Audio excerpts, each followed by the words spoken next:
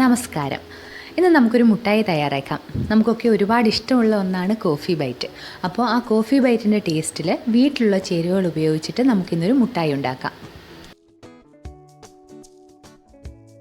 മോൾഡിലേക്കോ അല്ലെങ്കിൽ സ്റ്റീൽ പ്ലേറ്റിലേക്കോ ഏതിൽ വേണമെങ്കിലും ഒഴിച്ച് വെച്ചിട്ട് സെറ്റ് ചെയ്യാൻ വേണ്ടി വെക്കാം. അപ്പോൾ ഇവിടെ മോൾഡ് ഞാൻ എടുത്ത് വെച്ചിട്ടുണ്ട്. അതേപോലെ തന്നെ ഒരു പാത്രത്തിൽ ബട്ടർ പേപ്പറും ഇട്ട് വെച്ചിട്ടുണ്ട്. അതേപോലെ നിങ്ങൾക്ക് ബട്ടർ പേപ്പറൊന്നും ഇല്ലെങ്കിൽ അത് ഈ പ്ലേറ്റിലേക്ക് കുറച്ച് ബട്ടർ അല്ലെങ്കിൽ നെയ്യ് ഒന്ന് തടവിയതിന് ശേഷം അതിലേക്ക് ഒഴിച്ച് വെച്ചാലും മതി. ഈസി ആയിട്ട് ഇളകി വരും ഇത്. അപ്പോൾ ഇത് തയ്യാറാക്കാൻ വേണ്ടി ഞാനിവിടെ എടുത്തിരിക്കുന്നത് ബ്രൂ ആണ്. 5 രൂപയുടെ 2 പാക്കറ്റാണ് എടുത്തിരിക്കുന്നത്. അപ്പോൾ ഒരു സ്പൂൺ അളവിൽ പറയുകയാണെങ്കിൽ പലർക്കും പല അളവായി പോകും. അതുകൊണ്ടാണ് ഞാനിപ്പോൾ ഈ കവറിൽ ഈ 2 കവറെന്ന് പറയുന്നത്. അതാകുമ്പോൾ കറക്റ്റായിട്ട് നിങ്ങൾക്ക് എടുക്കാൻ പറ്റുമല്ലോ. പിന്നെ വേണ്ടത് ഒരു 1/4 കപ്പ് പാലാണ്. ഇളം ചൂടുള്ള പാലാണ് വേണ്ടത്.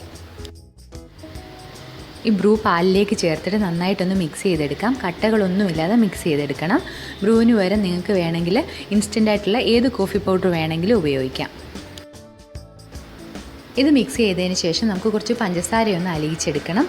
അപ്പോൾ ഒരു നോൺ സ്റ്റിക്ക് പാത്രം എടുക്കുന്നതായിരിക്കും നല്ലത്. ഇതിലേക്ക് ഞാൻ ഒരു 1/4 കപ്പ് പഞ്ചസാര എടുത്തിട്ടുണ്ട്. 250 ml കപ്പിൽ 1/4 കപ്പ് പഞ്ചസാരയാണ് എടുത്തിരിക്കുന്നത്. ഇതിലേക്കൊരു 1/4 കപ്പ് വെള്ളം ഒഴിക്കാം.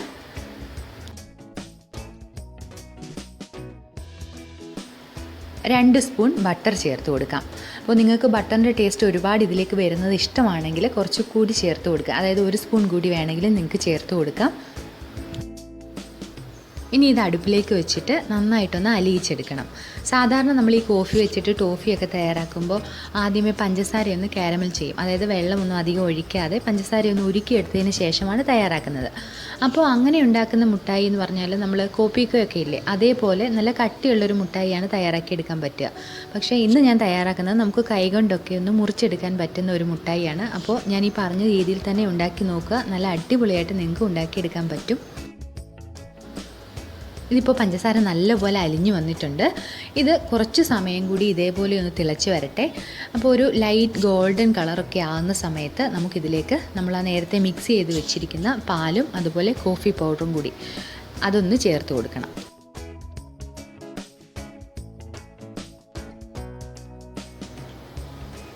ഈ ഒരു പരുവാകുമ്പോൾ ഇപ്പോൾ കളറൊന്ന് ചേഞ്ചായി വന്നിട്ടുണ്ട്. ഈ സമയത്ത് നമുക്ക് ആ മിക്സ് ചെയ്ത് വെച്ചിരിക്കുന്ന പാലും കോഫി പൗഡറും കൂടി ചേർത്ത് കൊടുക്കാം.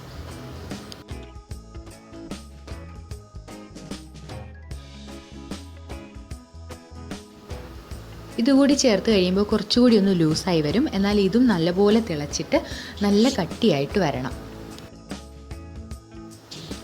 ഇപ്പോൾ ഇതൊരു സൂചി പരുവത്തിൽ നല്ലപോലെ വലിഞ്ഞു വരുന്ന ഒരു പരുവത്തിലായിട്ടുണ്ട്. എങ്കിലും കുറച്ച് സമയം കൂടി നമുക്കിതൊന്ന് തിളപ്പിച്ചെടുക്കണം. തീ അധികം കൂട്ടിയിടരുത്. ഒരു മീഡിയം രീതിയിലോ അല്ലെങ്കിൽ തീ കുറച്ചിട്ടിട്ടോ ഇത് നല്ലതുപോലെ കട്ടിയാക്കി എടുക്കണം.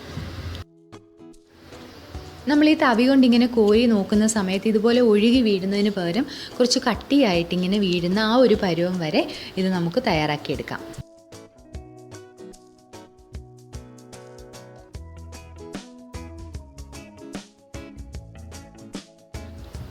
ഇതിപ്പോൾ ഏകദേശം റെഡിയായി വന്നിട്ടുണ്ട്. ഇതേപോലെ തവിയിൽ ഇങ്ങനെ കോരി ഒഴിക്കുന്ന സമയത്ത് നല്ല കട്ടിയായിട്ട് വീഴുന്ന ഒരു പരുവത്തിൽ ഇത് റെഡിയാക്കിയെടുക്കണം. അപ്പോൾ ഈ ഒരു പരുവമാകുന്ന സമയത്ത് ഇതിൻ്റെ ആ ബബിൾസ് അല്ലെങ്കിൽ പതയൊക്കെ ഒന്ന് കുറഞ്ഞു വരും.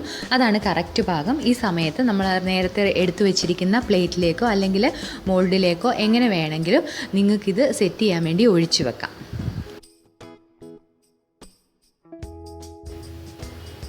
ഇതാ നല്ല കോഫി ബൈറ്റിൻ്റെ ടേസ്റ്റുള്ള ടോഫി നമുക്ക് തയ്യാറാക്കി എടുക്കാൻ പറ്റിയിട്ടുണ്ട്.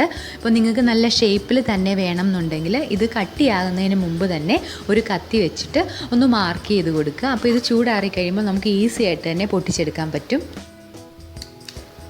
ഇത് കോഫി ബൈറ്റിൻ്റെ അതേ ടേസ്റ്റ് തന്നെയാണ്. നമുക്കിങ്ങനെ കൈകൊണ്ട് വേണമെങ്കിലും മുറിച്ചെടുക്കാം.